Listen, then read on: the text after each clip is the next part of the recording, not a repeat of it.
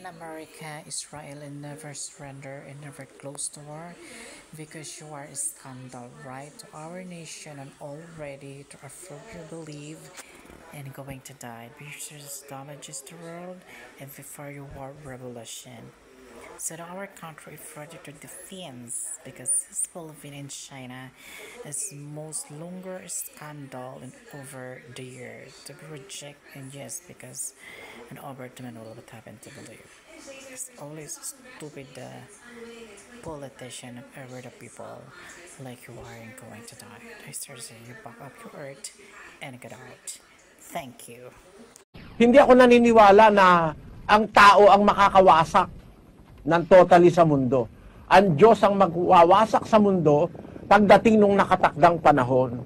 Kaya hindi totoo magkakaroon ng nuclear war, mamamatay lahat ang mga tao. Hindi totoo yon.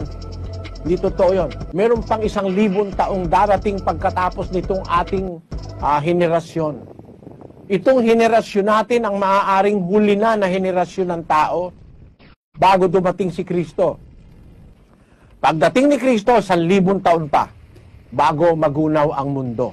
Yung mga nangyayari na yan ngayon, ipinagpauna na yan ni Kristo, mga palatandaan niyang malapit na ang pagbabalik ng Panginoon. Ang sabi sa Biblia, at mga kakarinig kayo ng mga digmaan at mga alingaw-ngaw ng mga digmaan. Ingatan ninyo na huwag kayong magulumihanan sapagkat kinakailangang ito'y mangyari, datapwat hindi pa ang wakas.